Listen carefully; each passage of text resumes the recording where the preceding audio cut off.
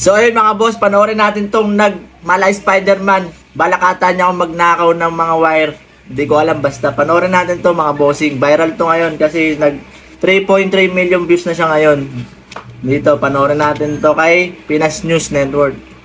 At ito mga pare ko talaga naman may dala pa siyang lagari. Ano kaya ang ninanakaw na ito mga bossing? Talaga naman no? Ang galing niya malay Spider-Man Tsaka hindi siya nakukuryente. Bakit kaya? Siguro cable lang to ng mga wifi, mga ganon. At ayan, nilalagari niya ng mga pare ko. Talaga naman.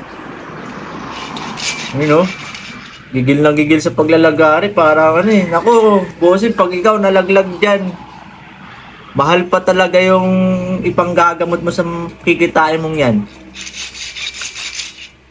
Talaga naman malay Spider-Man si bossing. Naku ka. May maganda yung CCTV, umiikot na ganun Talaga na yung lagari ni bossing, gigil na gigil. Pag ikaw nalaglag ka dyan, sige ka. Salpok ka dyan. Hindi siya nakukuryente mga bossing. Talaga naman, magaling to. Tsaka siguro, kabisado niya na to. Siguro, dati siyang nagtatrabaho sa ganito. Alam niya na yung tatapakan niya Hindi siya nakukuryente. No? Yan na.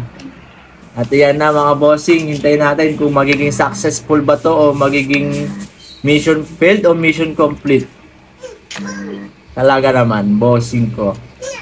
Ang galing niya tumapak, bossing talaga naman matatanggal niya na, bossing. Magkano kaya kikitain na ito, bossing? Kasi pag mabebenta niya to ng tanso.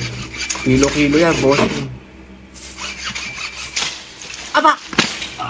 Ayan na sinasabi ko. Nalaglag si bossing. Ano ba naman niya?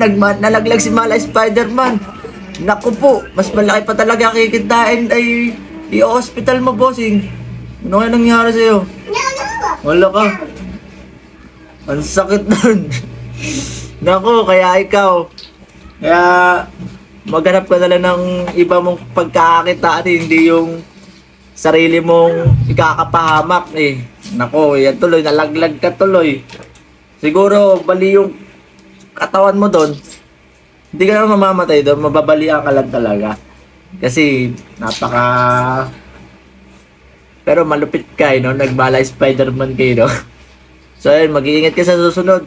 Magano ka na lang, maghanap buhay ka, humarap ka ng iba mong pagkakitaan. Ayun lang, mga tubeless.